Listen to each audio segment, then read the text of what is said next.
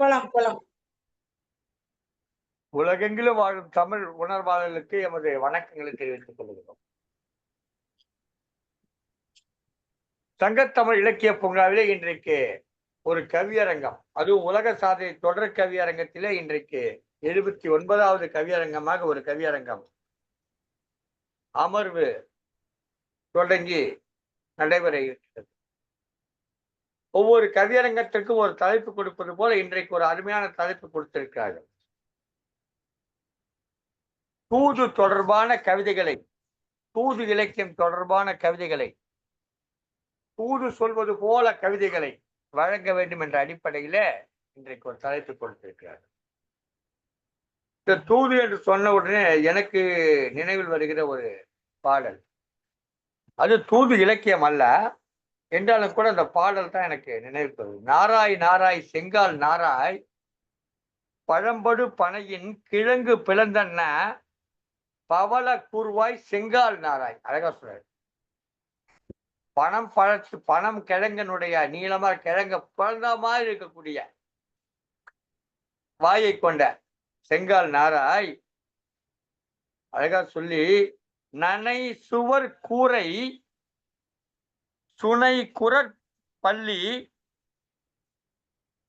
பாடு பார்த்திருக்கும் மனைவியை கண்டு எங்கோன் மாறன் வழுதி கூடலில், அதாவது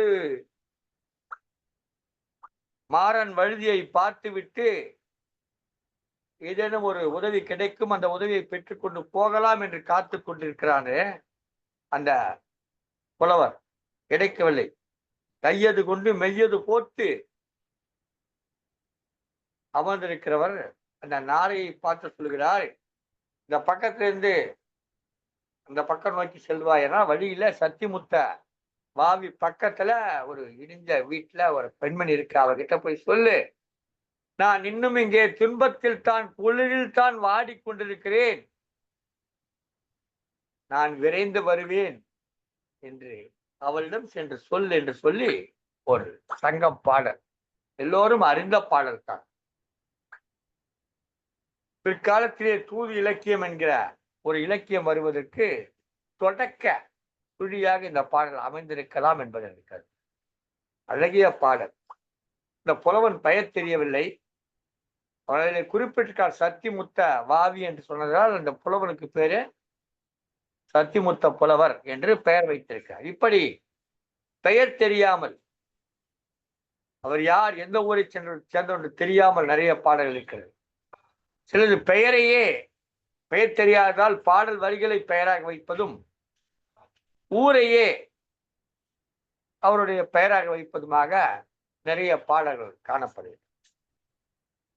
அந்த வகையில இன்றைக்கு தூது இலக்கியம் குறித்த ஒரு சிந்தனையை கவிஞர் மத்தியிலே விதைக்க வேண்டும் என்பதற்காக தூது சொல்லாயோ என்கிற தலைப்பை கொடுத்து ஒரு கவியரங்கத்தை நடத்துவதென்று இந்த உலக சாதனை கவியரங்கத்துடைய நாயகியாக இருக்கக்கூடிய திருமதி பவானி அம்மையார் அவர்கள் முடிவெடுத்து செய்து கொண்டிருக்கிறார்.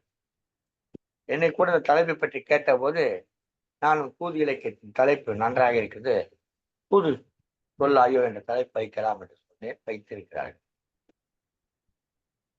இந்த நிகழ்ச்சியிலே கவிதை மூலமாக தூது விடுவதற்காக எண்ணற்ற கவிஞர் பெருமக்கள் காத்திருக்கிறார்கள்.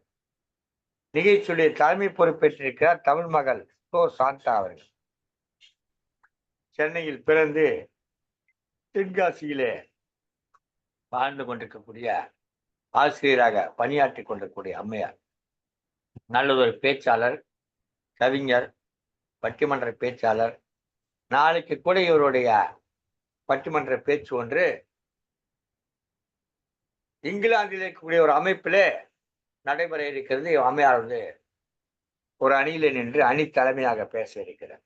அவர் இன்றைக்கு இந்த கவியரங்கத்துடைய தலைமை பொறுப்பேற்று சிறப்பிக்க வருகை புரிவதற்கு நம்முடைய நன்றிகளை தெரிவித்துக் கொண்டு, இந்த நிகழ்ச்சியினுடைய முறையான வரவேற்புரை வழங்குவதற்காக இந்த நிகழ்ச்சியினுடைய தலைமை பொறுப்பில் இருக்கக்கூடிய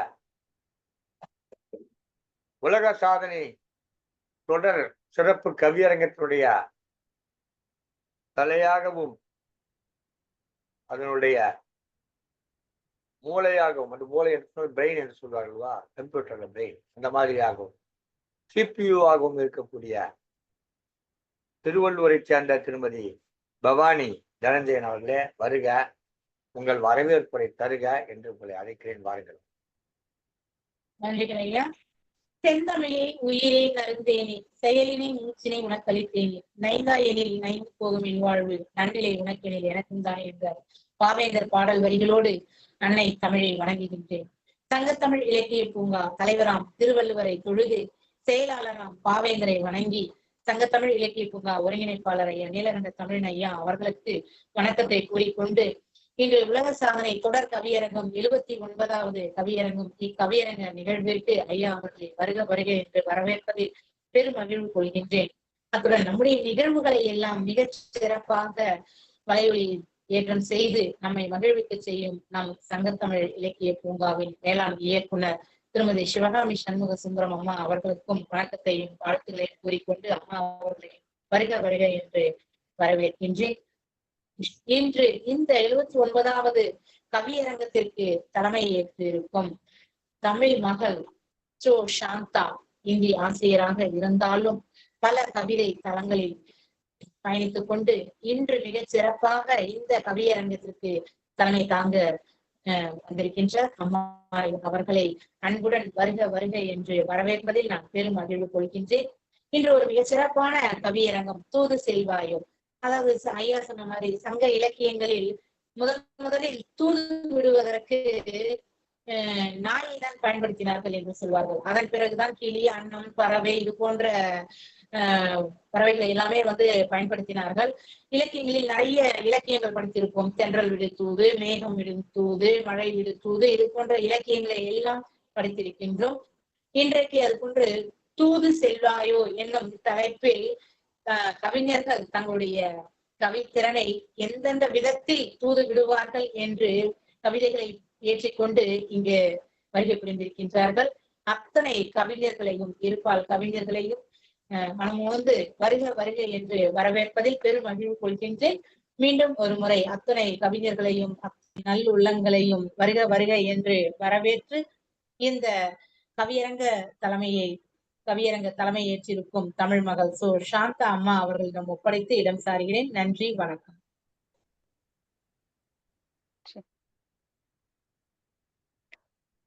உலகில் தோன்றிய அத்தனை மொழிகளிலும் தனித்துவமாய் ஓங்கி நிற்கும் என் தாய்மொழிக்கு என் முதல் வணக்கம்.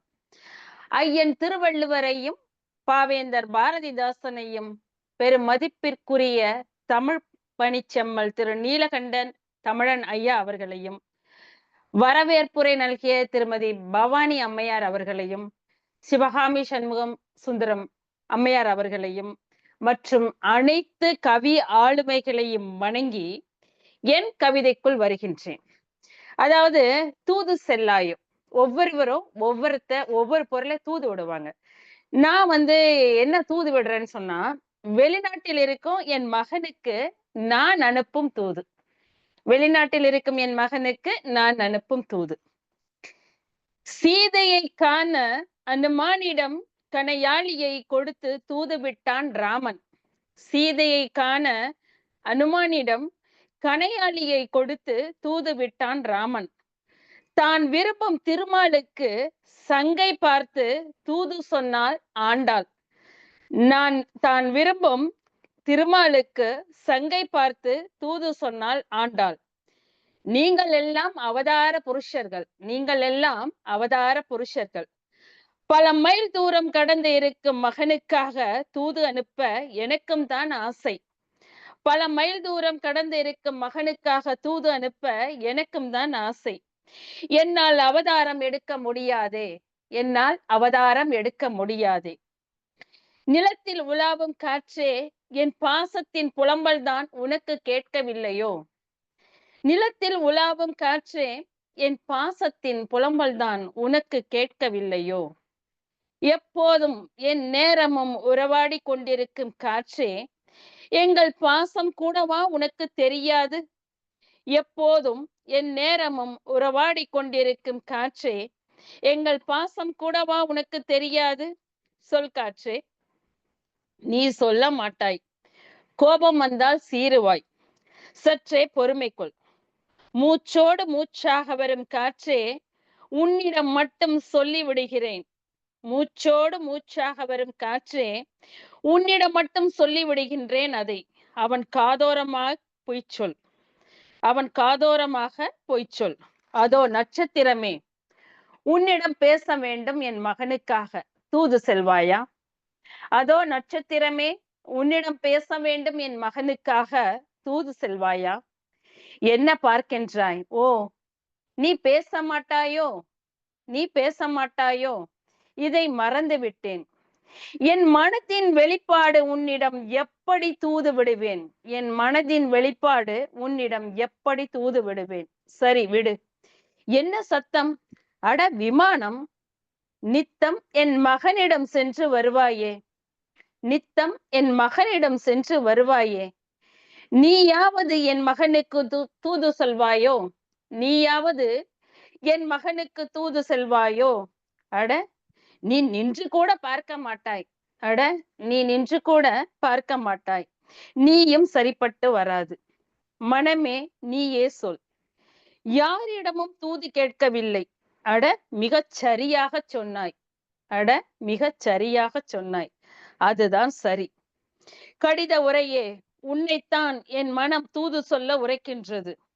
கடித உரையே, உன்னைத்தான் என் மனம் தூது சொல்ல உரைக்கின்றது. இரு இணைப்பு கடித உரையே, உன்னிடமே தூது செல்கின்றேன். இரு இணைப்பு கடித உரையே, உன்னிடமே தூது சொல்கின்றேன். நீயே தூதுவிற்கு பேசும் தெய்வம். நீயே தூதுவிற்கு பேசும் தெய்வம். நன்றி. இப்பொழுது முதல் கவியாக கவிதை கொடுத்தீர்கள். தலைமை கவிதை ராம தான் இங்க சீதையை பிரிந்திருப்பதால் ஏற்படக்கூடிய துன்பங்களையும் எங்கெங்கெல்லாம் தேடி அலைகிறேங்கிறதையும் எல்லாம் சொல்லி கூடவே ஒரு கனையாழி கொடுத்து அனுப்புறான் அடையாளத்துக்கு. இதை கொண்டு போய் நிறைய செய்திகள் சொல்றான். கம்பராமாயணத்து வரும்போது நிறைய செய்திகள் அவங்க 2 பேருக்கு மட்டுமே தெரிந்த சில செய்திகளை, கணவன் மனைவிக்குள் மட்டும் தெரிந்த சில செய்திகளை 3வது ஒரு நபரிடம் சொல்லி அனுப்புகிறான். யார? அனுமனை. அனுமனன் போய் அந்த செய்தியெல்லாம் சொன்ன. ஏன்னா ஒரு கனையாழி இருந்தா மட்டும் போதாது, திருடிட்டு கூட வரலாம் கனையாழிய அப்படின்றதுனால வேண்டி சில முக்கியமான செய்தியில கணவன் மனைவி இருவருக்கு மட்டும் தெரிந்த சில செய்திகளை சொல்லி அனுப்புகிறான். அவன் போய் அதை சொன்ன உடனே சீதையை நம்பி விடுகிறான். உண்மைதான், இதெல்லாம் நமக்கும் ராமனுக்கு மட்டும் தெரியுமே, வேற யாருக்கு தெரியாத சொல்லிட்டு இந்த கனையாழியை வாங்கி கொள்ளுகிறார். ராமன் அனுமனை நம்புகிறான், பூதத்தில் நம்புகிறான்.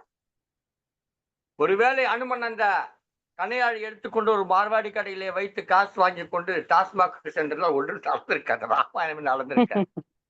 ஆனால் அனுமன் அப்படி இல்லை. எனவே தூது சொல்லி செல்லுகிறவர்கள் மீது நாம் நம்பிக்கை வைக்க வேண்டும், அதுதான் முக்கியம். எனவே அனுமனை நம்புகிறான். அனுமனும் அந்த நம்பிக்கைக்கு பாத்திரமாக இருக்கிறான்.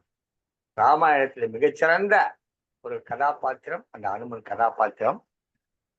தூது இலக்கியத்திற்கு தொடக்க வரியிலேயே அனுமனை பயன்படுத்தி அனுமனை தூது அனுப்பி அந்த செய்தியை சொல்லி ஒரு அருமையான கவிதை கொடுத்தீர்கள். ஆனாலும் என் மகனுக்கு நான் அந்த கடித உரையைத்தான் நம்பினேன், அதுதான் சரி என்று என்பது போல் அந்த கவிதை இருந்தது.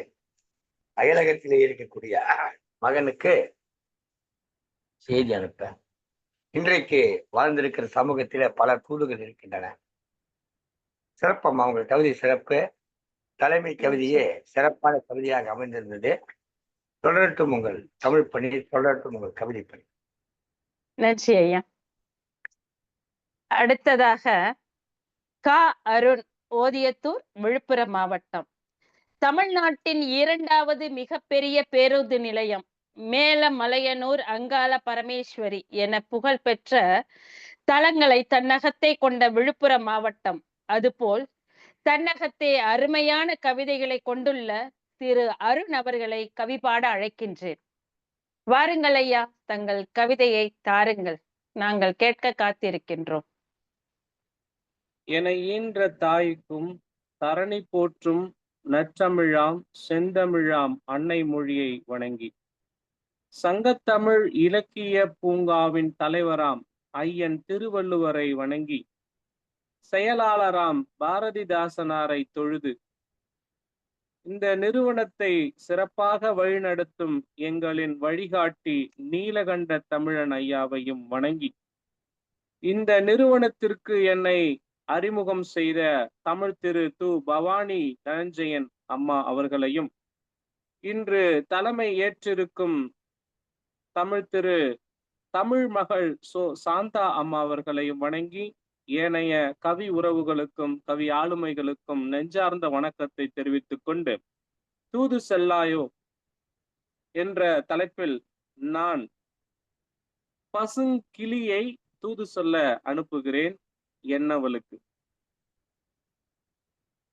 நந்தவனமாம் பொய்கையிலே நர்த்தனமாடும் பசுங்கிளியே, மெல்லினமான புள்ளினமே தூது போவாயா,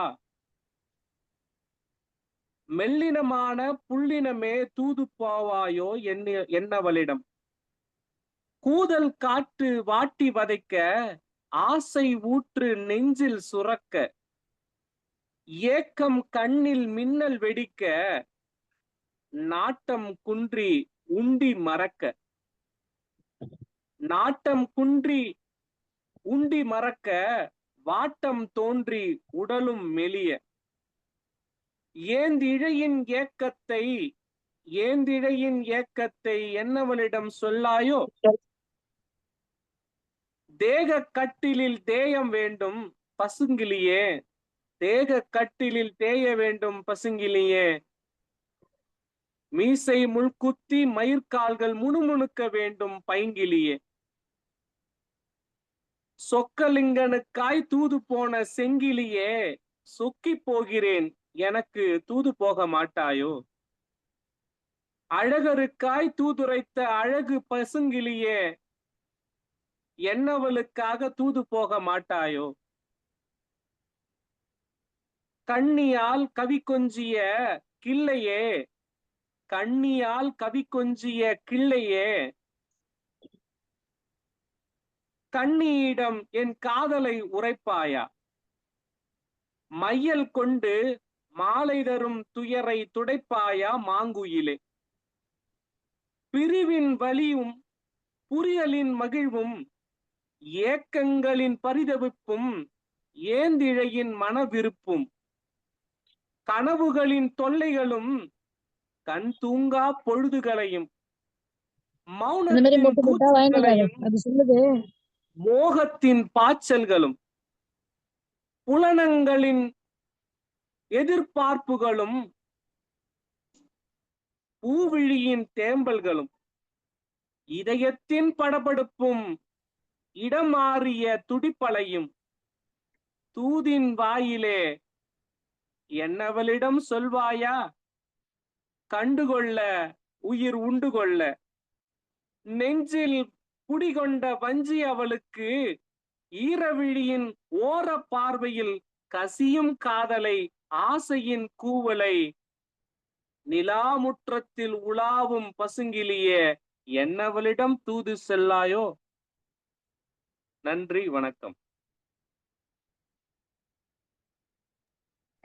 ஐயா, தங்களின் கவிதை மிகவும் அழகாக இருந்தது. தூது சொல்வதற்கு நீங்கள் எடுத்துக்கொண்ட அந்த பைங்கிளி ரொம்ப அழகு.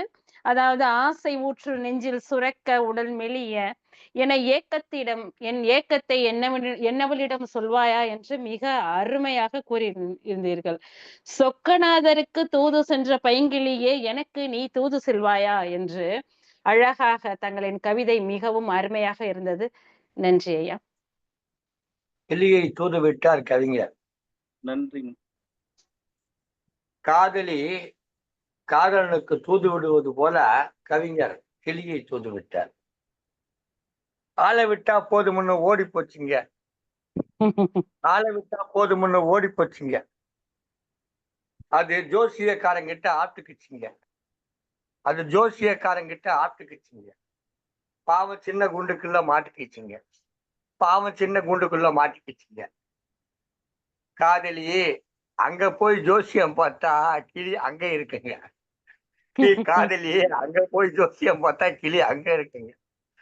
மிக சிறப்பான கவிதை கொடுத்தீங்க, அருமையான கவிதை. நீங்க சொன்ன உடனே எனக்கு இந்த வரிகள் தோன்றியது. சொன்ன அந்த காதலி அனுப்பி அந்த கிளி ஒரு ஜோசியக்காரங்கிட்ட மாட்டிக்கிட்டு அந்த கூண்டுல இருந்தாக்கா, அந்த பெண்மணி ஜோசியம் பார்க்க நம்ம சொன்னமே என்ன ஆச்சு ஏதாச்சும் தெரியல பாக்கிறதுக்கு போனா அங்க அந்த கிளி இருந்துதான் சீட் எடுத்து கொடுத்துக்கிட்டு. மகிழ்ச்சி மகிழ்ச்சி மகிழ்ச்சி, சிறப்பு. அருமையான கவிதை கொடுத்தீர்கள். விழுப்புரம் மாவட்டத்திலிருந்து கவிஞர் ஒதியத்தூர் அருண் அவர்கள். ஒரு நல்ல படைப்பு இன்னொரு படைப்பை உருவாக்க வேண்டும். நல்ல படைப்பு இன்னொரு படைப்பு உருவாக்க வேண்டும். அதுதான் ஒரு படைப்புடைய வலிமை. கம்பராமாயணம் படித்து நீங்கள் ஒரு கவிதை எழுதவில்லை என்று சொன்னால் நீங்கள் கம்பராமாயணம் சரியாக படிக்கவில்லை என்று அர்த்தம். புறநானூற்றை படித்து அதுபோல ஒரு நல்ல பாடல் எழுதவில்லை என்று சொன்னால் நீங்கள் சரியாக படிக்க வேண்டும். ஏன்னா அதெல்லாம் உருவாக்கி இருக்கு. இன்னைக்கு நாம் எழுதுகிற கவிதை எல்லாம் அதிலிருந்து வந்தது தான்.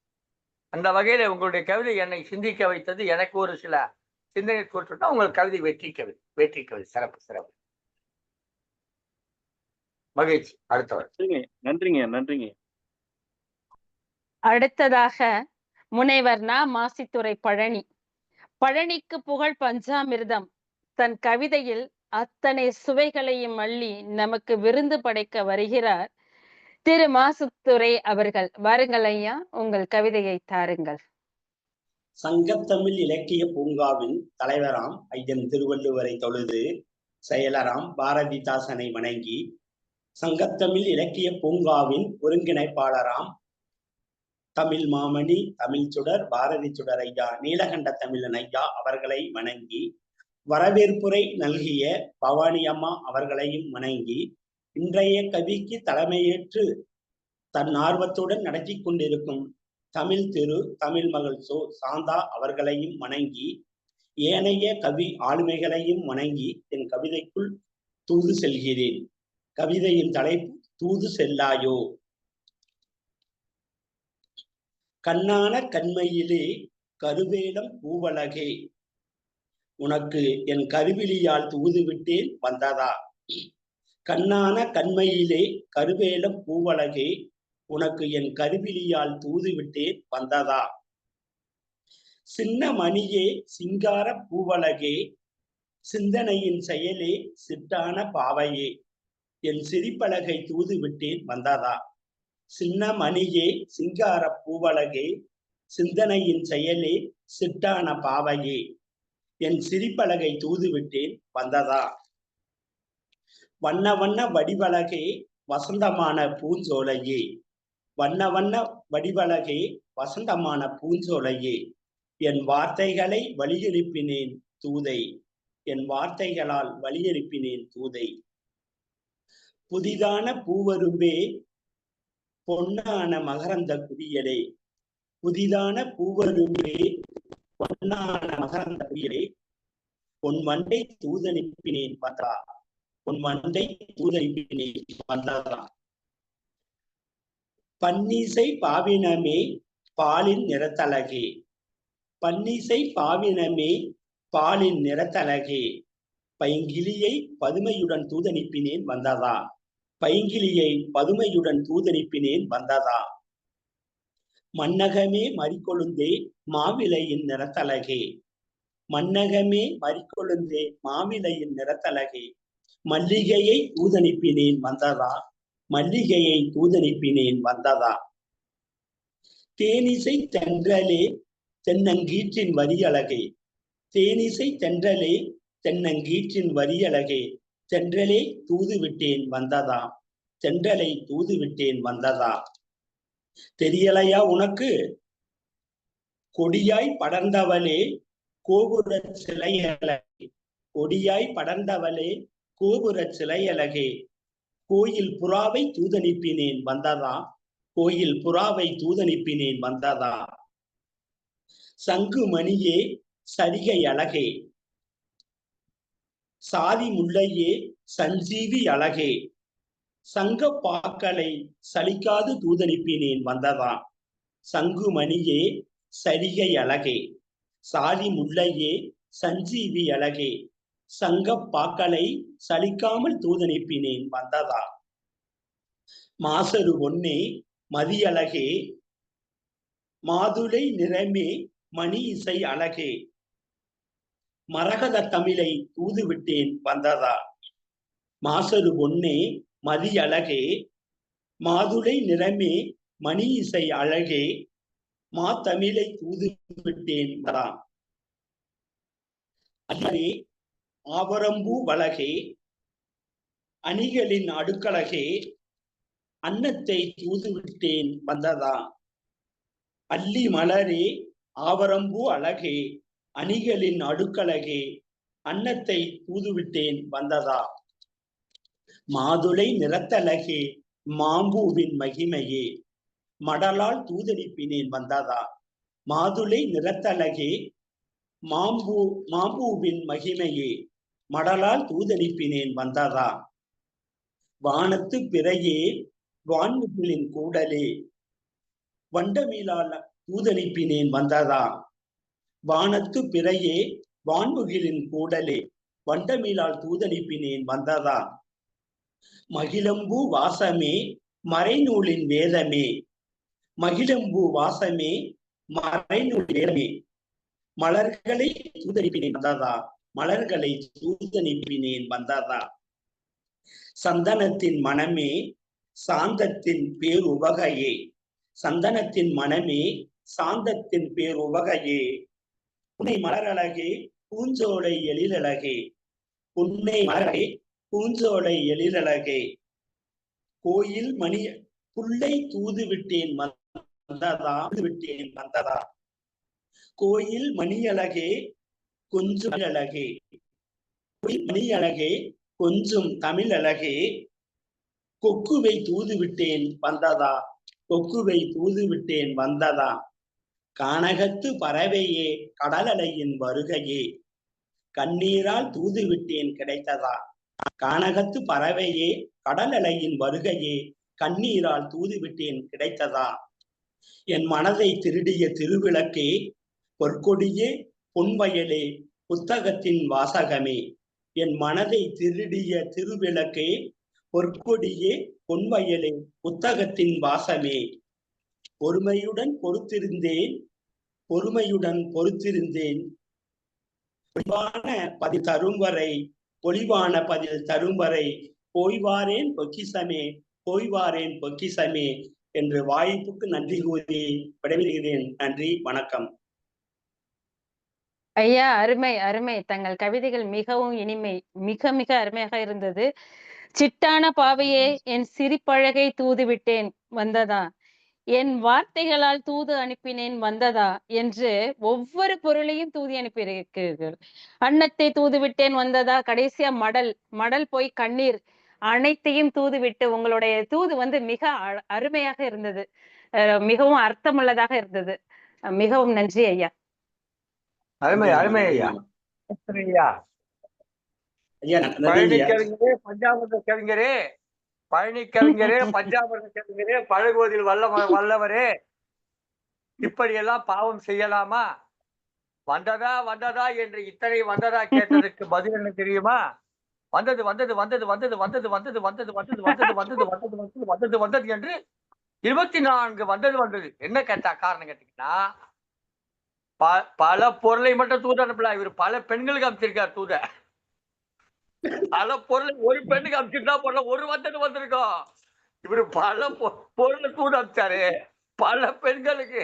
உங்களுக்கு திண்டுக்கல் மாவட்டம் மொத்த பெண்கள் தூது அமைச்சிருக்காரு. இதையே ஒரு வேலையா செஞ்சிருக்காரு வயசுல.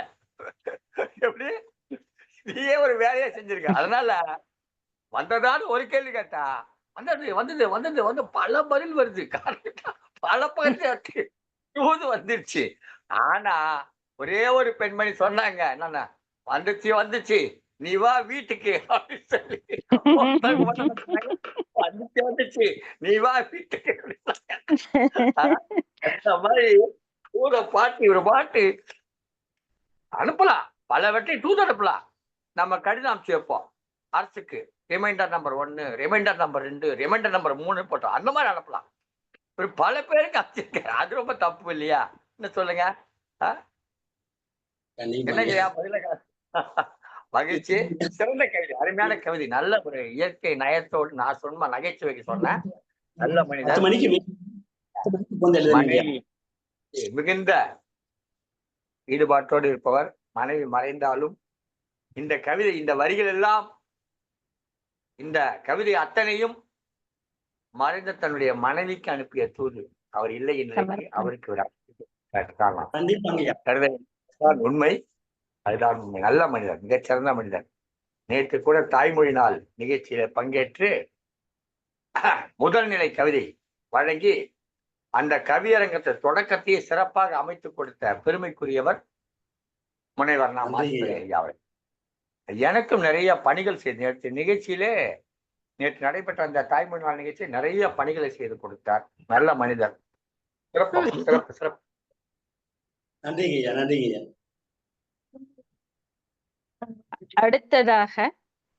அடுத்ததாக கவிஞர் எஸ். ராமகிருஷ்ணன் சிறுமுகை.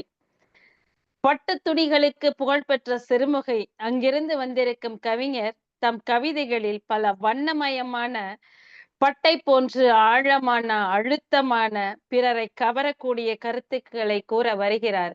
வாருங்கள் ஐயா, தங்கள் கவிதையை தாருங்கள். வணக்கம். அவையின் கண் வீற்றிருக்கும் சபையோர்கள் அனைவருக்கும் சிறந்தாழ்த்திய கரம் கூப்பிய வணக்கம். தமிழ் என் தாய், நான் அவள் சேய். பூமகளே பொன்மகளே என போற்றும் செந்தமிழில் அன்னை நாமகளின் ஆசியிலே பெற்ற சிற்றறிவில் தேமதுரமாய் இனிக்க இக்கவிதை களத்திற்கு சிறுமுகை ராமகிருஷ்ணன் வந்தேன், தூது அனுப்பாமல் கவிதை சொல்ல. என் கவிதையின் தலைப்பு தூது செல்லாயோ. மலரை தூது விடலாம் என்றால் அடைவதற்குள் வாடிப் போய்விடும். நிலவை தூது விடலாம் என்றால் அவளும் மாதம் ஒரு நாள் இல்லை. நதியை தூது விடலாம் என்றால் கழிவு நீர் சாயப்பட்டறைகள் தொல்லை. காற்றை தூது விடலாம் என்றால் மாசு கட்டுப்பாட்டால் பிரச்சனை. மேகத்தை தூது விடலாம் என்றால் திடீரென்று மறைந்து விடுகிறது. வாகனத்தை தூது விடலாம் என்றால் வேகத்தில் விபத்தில் வீழ்கிறது. பறவையை தூது விடலாம் என்றால் பறக்கும் விமானத்தில் மோதுகிறது. உறவை தூது விடலாம் என்றால் ஒன்றை பத்தாக்கி பாழாக்குகிறார்கள். நட்பை தூது விடலாம் என்றால் தப்பாகுமோ என்று தோன்றுகிறது. தபால் தூது விடலாம் என்றால் தாமதம் வீணாக ஆகிறது. அலையை தூது விடலாம் என்றால் அது திடீரென சுனாமி ஆகிறது. கலையை தூது விடலாம் என்றால் அதுவும் விலை பேசி பழிக்கின்றது. பாடல் பாடி தூது விடலாம் என்றால் குரல் வளம் நன்றாக இல்லை. கவிதையாலே தூது விடலாம் என்றால் எல்லோருமே இங்கு கவிஞர்கள். கைபேசிதான் சரி என்று தேர்வு செய்தால் லைன் அல்லது சைபர் கிரைம். எப்பத்தான் எப்படித்தான் பேசுவது? எப்போதும் பேசலாம். மௌனம். விடை கிடைத்தது. மனம். என் மனம் என்னவென்று உனக்கு தெரியும், உன் மனம் எனக்கு தெரியும். மனமே மனமே தூது செல்லாயோ, மனதின் ஆசைகளை சொல்லாயோ. உன் தோற்றம் எங்களை தவிர வேறு எவருக்கும் தெரியாது. நாங்கள் பேசும் மொழி எங்களை தவிர எவருக்கும் புரியாது. என் தவிப்பு உனக்கு காணிக்கை, உன் தவிப்பு எனக்கு வேடிக்கை. நம் தவிப்பு நமக்கு வாழ்க்கை, நமக்கு வாடிக்கை. இதன் பெயர்தானோ வாழ்க்கை? என்ன நினைத்து தனிமையில் சிரித்தாய்? அதனது பொருள் ஏக்கம். என் மனம் கேட்கிறது ஏக்கமா தூக்கமா, என்னிடம் சொல்ல ஏன் தயக்கம்? என் மனம் உன்னை நன்கு அறியும், உன் விளையாட்டு எதற்கு? என் இனிய மனமே, தூது சென்று சொல்லிடு, தூது சென்று சொல்லிடு, அது அது இன்று இல்லை என்று. தூது செல் என்று ஒன்று மாற்றி வேறொன்றாய் சொல்லும் மனங்களே, தூக்கம் கெட்டால் நாளை வீணாகும். தூங்குங்கள் கண்டதை மறந்து.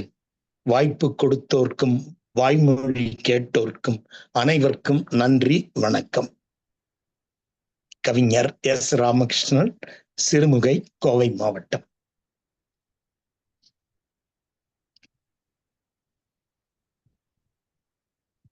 மிகவும் எச்சரிக்கையாக, மிகவும் அருமை. தங்களின் கவிதை மிகவும் அருமை. கவிஞர் அவர்கள் மிகவும் எச்சரிக்கையாக யாரை தூதுவிடலாம் என்று பல யோசனைகளை கூறியிருக்கிறார். ஒவ்வொன்றாக தூதுவிட்டு இது நல்லதல்ல, இது கெட்டதல்ல என்று அவருடைய தூரத்து பார்வையால் அவர் கணக்கு போட்டிருக்கிறார். இறுதியாக மனம் என்று அழகாக கூறியிருக்கிறார். கடைசியாக மௌனம்தான் என்று நாங்கள் நினைத்திருந்தால் தூக்கம் என்று முடித்து விட்டார். மிகவும் அழகு, அழகு. தங்கள் கவிதை மிகவும் அழகு ஐயா. நன்றி. நன்றி. கவிதை மௌனத்தை தூது அனுப்பலாம் என்றால் அதுவும் கூட வேண்டாம் என்று மறுத்துவிட்டார். என்னுடைய மனைவி எனக்கு ஒரு தூது அனுப்புவார். அது கொஞ்சம் வித்தியாசமான தூது. என்றால் கம்முன்னு அர்த்தம், செய்யின்னு அர்த்தம், என்ன பண்றேன்னு அர்த்தம், சரி சொல்லி தோலான்னு அர்த்தம், பாரு எல்லாம் செய்யக்கூடாதுன்னு அர்த்தம். என்னது எங்கிட்ட பேசுவியா அர்த்தம். அவ்வளவு தைரியம் அர்த்தம். உண்மை என்ற ஒரு தூது அது நிறைய பொருள் புரிதாக இருக்கும். அது அது ஒரு தனி கலை. அந்த தூது விடுவதற்கு தனி கலை வேண்டும். அந்த கலையை தாங்கள் அழகாக படித்திருக்கிறீர்கள் ஐயா. எல்லா ஆண்மகன்களும் இப்படி படிப்பதில்லை. சில நேரங்கள் ஒரு ரூம் வரும், அது கொஞ்சம் கொடுமையாக இருக்கும். அந்த ஒரு ரூம் வரும். நிறைய உண்மை தூது அனுப்பு. இந்த வரல யாரும் அந்த உண்மை தூது அனுப்பியது கிடையாது. ஆனா எல்லா வீட்லயும் அந்த தூது போவோம். எங்க வீட்லயும் வரும், வரும். மகிழ்ச்சி மகிழ்ச்சி மகிழ்ச்சி. அருமையான கவிதை கொடுத்துருக்கா. மௌனத்தை விட தூக்கத்தை தூது அனுப்பிய செய்தி நன்றாக இருந்தது. சிறப்பு. வணக்கம் அனைவருக்கும் ஐயா. அழைங்க. திருமதி மா காந்திமதி, காஞ்சிபுரம். 1000 கோயில்களின் நகரம், திருவிழாக்களின் நகரம் என்று அழைக்கப்படும் காஞ்சிபுரம். அங்கிருந்து வந்திருக்கும் திருமதி மா காந்திமதி அவர்களை கவிபாட அழைக்கிறேன். வாருங்கள் அம்மா, தங்களுடைய கவிதையை தாருங்கள். அனைவருக்கும் இணைய அவையில் வீற்றிருக்கும் ஆன்றோர் சான்றோர், என்னை போன்று கவிதை புனைய வந்துள்ள அத்தனை கவி பெருமக்கள், அத்துணை பெருமக்களுக்கும் எனது பணிவான வணக்கம். சூரபன் உடலை பிளந்து தமிழ் கடவுள் முருகன் உருவாக்கிய மயிலே, சூரபன் உடலை பிளந்து தமிழ் கடவுள் முருகன் உருவாக்கிய மயிலே, சூடிடும் பூவை போல் கண்கவர் வண்ணத்தோகை மயிலே, சூடிடும் பூவினை போல் கண்கவர் வண்ணத்தோகை மயிலே, பார்க்க பார்க்க அழுக்காத பல ஆச்சரியங்களின் ஒன்றான மயிலே, பார்க்க பார்க்க அழுக்காத பல ஆச்சரியங்களில் ஒன்றான மயிலே, ஆலம் அகவல் பிணிமுகம் போன்ற பெயருடைய மயிலே, எனக்கு தூது செல்வாயோ, எனக்கு தூது செல்வாயோ, என் தந்தைக்கும் எனக்கும் விழுந்த இடைவேளையை களைவாயோ, என் தந்தைக்கும் எனக்கும் விழுந்த இடைவேளையை களைவாயோ.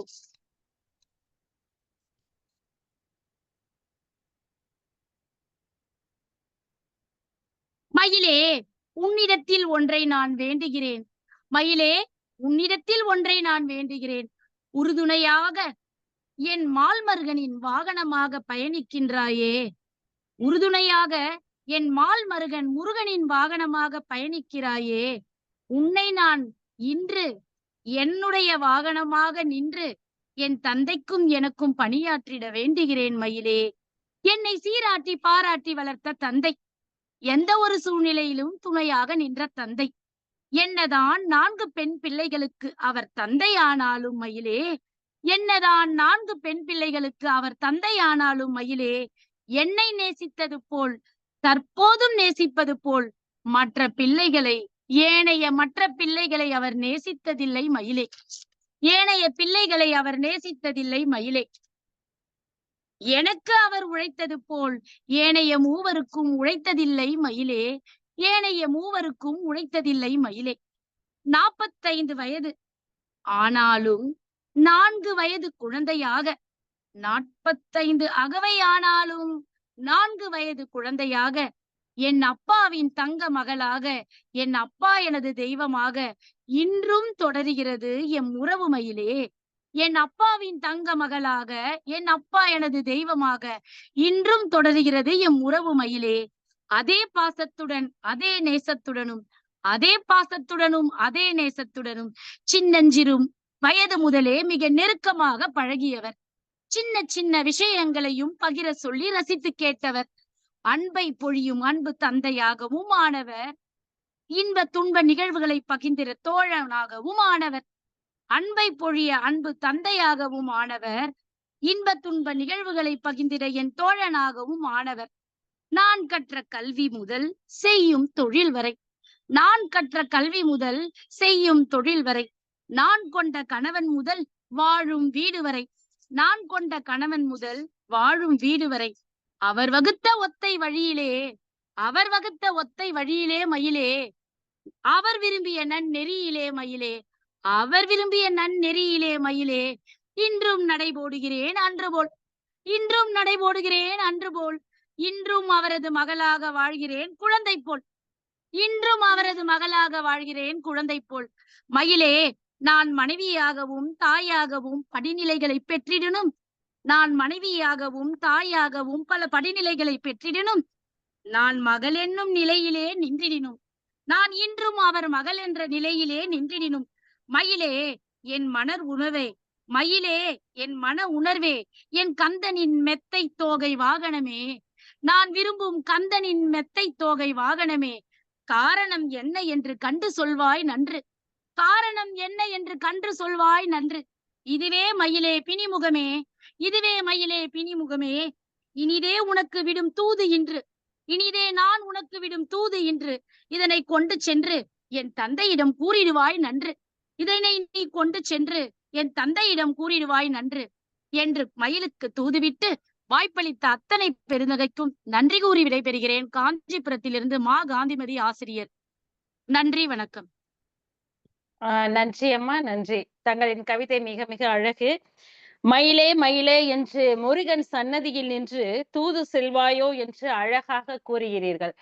ஒரு தாய்க்கும் ஒரு மகளுக்கும் உண்டான பாச பிணைப்பை அழகாக எடுத்து கூறியிருக்கிறீர்கள். அதாவது ஒரு தகப்பனுக்கு 3 பிள்ளைகள் இல்லை, 6 பிள்ளைகள் பெண் பிள்ளைகளாக இருந்தாலும் அத்தனை பெண் பிள்ளைகள் மீதும் தகப்பனுக்கு அளவு கடந்த பாசம் மரியாதை உண்டு. நாமே கட்டி கொடுத்து ஒரு வீட்டுக்கு வந்துட்டா கூட நமக்கு நிறைய பிள்ளைகள்லாம் பிறந்து நம்மளும் ஒரு ஒரு ஸ்டேஜுக்கு வந்துருவோம். அப்பொழுதும் நம்ம நம் தகப்பனுக்கு மகள் தான்.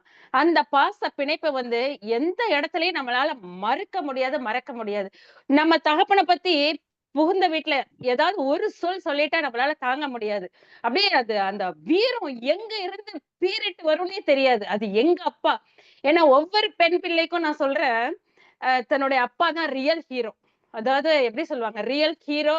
அவர்தான் வழிகாட்டி, எல்லாமே அவர்தான் வழிகாட்டி. நல்லது எது கெட்டது எதுன்னு இந்த உலகத்தை காமிச்சு கொடுக்கறதே அவர்தான். அவர் அதிகம் பேசாமல் நம்மளை பேச வைக்கும் அற்புதமான தெய்வங்க. ரொம்ப அழகா சொல்லியிருந்தீங்க. அருமை அருமை அருமை. நன்றி.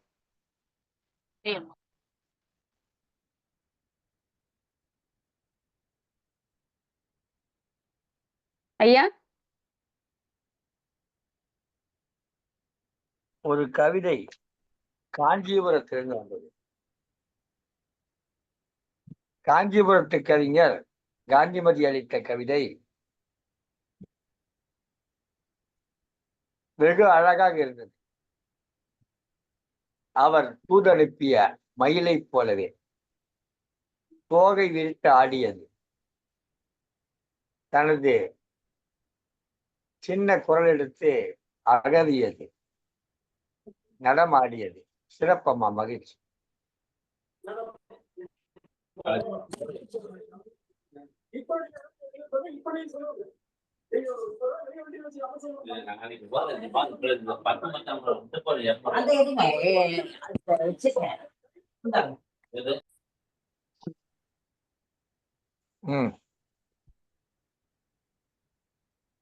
பல கவிதைகளை நமக்கு அள்ளி அள்ளி கொடுப்பவர் திரு பவானி தனஞ்சயன் அவர்கள். அவர்கள் கவிதைகளால் நம்மை சொக்க வைக்கவும் சிந்திக்க வைக்கவும் திருவள்ளூரிலிருந்து வந்திருக்கிறார்கள். அம்மையாரே வருக, உங்களின் கவிதையை தருக. நன்றிகளம்மா. உலக சாதனை தொடர் கவியரங்கத்தின் தலைமையேற்றிருக்கும் அன்பு தமிழ் மகள் சோ சாந்தா அவர்களுக்கும் மற்றும் ஐயா அவர்களுக்கும் மற்றும் அனைத்து உறவுகளுக்கும் முதற்கண் வணக்கத்தை தெரிவித்துக் கொள்கின்றேன். 79வது கவியரங்கம் தூது செல்வாயோ. அன்னமே அசைந்தாடும் செல்லமே அழகாய் தூது செல்வாயோ, கண்ணமே கனிவான பைங்கிளியே சொல்லடி நிறைவாய் தூது. அல்லி மலர் விரித்தார் போல் அவன் மனமோ பறந்தது, அதில் கள்ளி மலராய் என் நெஞ்சம் தவிக்குது சொல்லடி பைங்கிளியே. அன்னமே நீ வரும் அழகென்ன என்னை மீண்டெழுந்த விடாதபடி அவன் நினைவு கொள்ளுதலில் சொல்லடி பைங்கிளியே. பசுந்தலின் இலைகள் கூட நாவுதலில் நான் பைங்கிளியே காணலையே சொல்வாயே பைங்கிளியே. குயிலினமும் கூவுகிறதே பறவை இனமும் பாடுகிறதே, மனம் மட்டும் தினம் அவரை தேடுது சொல்வாயோ பைங்கிளியே. மாலை தென்றல் மனதை மயக்க மணவாளனின் நினைப்பு வந்து செல்ல, மதிவதனம் சிந்தையின் வசம் இருக்க தூது செல்வாய் பைங்கிளியே. காத்திரு என்றான் சென்றவனை காணோம், இங்கு வருவான் என்று வருவான் என காத்திருக்கின்றேன் தூது செல்வாயோ அழகிய அன்னமே. வாய்ப்பிற்கு நன்றி கூறி இடம் சார்கிறேன். அன்பு பவானி, திருவள்ளூர். நன்றிகள் அம்மா. நன்றிம்மா. ரொம்ப அழகான கவிதை. சொல்லடி பைங்கிளியே என்று அழகான கவிதை. மாலை தென்றல் மனதை மயக்க என்று மிக அழகாக அருமையான கருத்துக்களை எங்கள் முன் கொண்டு வந்தீர்கள். உங்களது கவிதை மிக மிக அருமையம்மா. நன்றி நன்றி நன்றி. நன்றிகள் அம்மா. பவானி வழங்கிய கவிதை ஆறு போல் ஓடியது. அருமையான கவிதை அளித்தார்கள். தொடர்ந்து இந்த 79 நிகழ்ச்சிகளை இவர் நடத்துவதற்கு அலைபேசியையும் புலனத்தையும் தூதாக பயன்படுத்தினார். அலைபேசியை மூலமும் அந்த புலன வழியிலும் தூதாக பயன்படுத்தி 79 கவியரங்கங்களை நிறைவு செய்திருக்கிறார். இன்னும் 21 கவியரங்கங்களை நிறைவு செய்ய இருக்கிறார். அலைபேசியும் புலனமும் அதற்கு துணை செய்த இணையமும் இவருக்கு தூதாய் அமைந்ததால் 79 கவியரங்கம் இனிதாய் நிறைந்தது. 79 கவியரங்கம் இனிதாய் நிறைந்தது. 70 என்பதே விழுவதற்கு எதிரானது. 70 என்பது விழுவதற்கு எதிரானது. இவர் 70 தாண்டி 79 எட்டியிருக்கிறார். அடுத்த கவியரங்கம் என்பது 80ஆக இருக்கும். எனவே 80 என்பது இவருக்கு சாதாரணம். 80 என்பது இவருக்கு சாதாரணம். 100 என்பது சாதனையாகும். வாழிய இவர் கவித்தொண்டு என்று வாழ்த்துகிறோம். நன்றி, வணக்கம். நன்றிகள் ஐயா. நன்றி. பகுதியில் இருக்கிறோம். கவியரங்கத்தோட நிறைவு பகுதியிலே இருக்கிறோம். இந்த நேரத்திலே ஒரு நிறைவுரை வழங்கி இந்த நிகழ்ச்சியுடைய நாயகமாக இருக்கக்கூடிய திருமதி பவானி தனதேன் அவர்கள் நிகழ்ச்சியை நிறைவுரை வழங்கி நிறைவு செய்யுமாறு என்பதை கேட்டுக்கொள்கிறேன். வாருங்களும். நன்றிகள் ஐயா. உலக சாதனை தொடர் கவியரங்கம் இன்று 79வது கவியரங்கம். தூது செல்வாயோ என்னும் தலைப்பில் மிக அருமையான கவிஞர்கள் கலந்து கொண்டு மிகச் சிறப்பான தங்களுடைய பங்களிப்பை தந்தார்கள். ஒவ்வொருவரும் தங்களுக்கு பிடித்த அன்னத்தையும் கிளியையும் தென்றலையும் காற்றையும் தூதுவிட்டு மிகச் சிறப்பான கவி வரிகளை படைத்தார்கள். அத்தனை கவிஞர்களுக்கும் நெஞ்சார்ந்த நன்றிகளை தெரிவித்துக் கொள்கின்றேன். இன்றைய கவியரங்கத்திற்கு கவிஞர்களின் கவிதைகளை கேட்டு மிகச் சிறப்பான ஒரு பின்னோட்டத்தை வழங்கிய தலைமை பொறுப்பேற்ற கவிஞர் தமிழ்மகள் சோ சாந்தா அம்மா அவர்களினுடைய கவிதையும் மிகச் சிறப்பாக இருந்தது. அம்மா அவர்கள் தன்னுடைய மகன் வெளிநாட்டில் இருக்கின்றான். அந்த மகனுக்கு மிகச் சிறப்பாக ஒரு தூது காற்றை தூது அனுப்புவதா, இல்லை நட்சத்திரத்தை தூது அனுப்புவதா, இல்லை விமானத்தை தூது அனுப்புவதா என்று கடைசியில் அந்த கடிதம்தான் சிறந்த வரி என்று மிகச் சிறப்பான ஒரு கல்வி வரிகளை தந்தீர்கள். அம்மா அவர்களுக்கும் இந்த அத்துறை கவிஞர்களினுடைய கவிதைகளை மிகச் சிறப்பாக ஆராய்ந்து அழகான பின்னோட்டத்தை வழங்கியமைக்காகவும் நெஞ்சார்ந்த நன்றிகளை தெரிவித்துக் கொள்கின்றேன். மீண்டும் இந்த கவிதைகளை எல்லாம் மிகச் சிறப்பாக வலையேற்றம் செய்யும் நம்முடைய மேலாண் இயக்குனர் சிவகாமி சண்முக சுந்தரம் அம்மா அவர்களுக்கும் நெஞ்சார்ந்த நன்றிகளை உரித்தாக்கிக் கொள்கின்றேன்.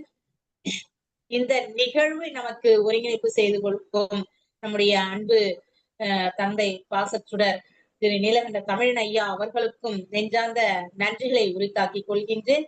இந்த கவிதைகளை எல்லாம் வெளியேற்றம் செய்யும் அம்மா அவர்களுக்கும் மற்றும் நைனிவேல் விஜயன் அண்ணா அவர்களுக்கும் மற்றும் தமிழ்ச்சுடர் சசிகலா அம்மா அவர்களுக்கும் நெஞ்சார்ந்த நன்றிகளை உரித்தாக்கிக் கொள்கின்றேன். இந்த நிகழ்வுகளை காண செய்யும் அத்தனை கவிஞர்களும் நம்முடைய நிகழ்வுகளை சப்ஸ்கிரைப் செய்து தங்களுடைய பங்களிப்பை தொடர்ந்து தருமாறும், இனி வரும் அத்தனை கவியரங்குகளிலும் தாங்கள் கலந்து கொண்டு மிகச் சிறப்பான ஒரு பங்களிப்பை தருமாறு அன்புடன் கேட்டுக்கொண்டு மீண்டும் அத்தனை கவிஞர்களுக்கும் அத்தனை நல்லுள்ளங்களுக்கும் மீண்டும் ஒரு முறை மனதார நெஞ்சார்ந்த நன்றிகளை உரித்தாக்கிக் கொண்டு இடம் சாரிக்கிறேன். நன்றி. கவிதை வழங்கலாமாங்கம்மா? தம்பி சவுண்ட குறை.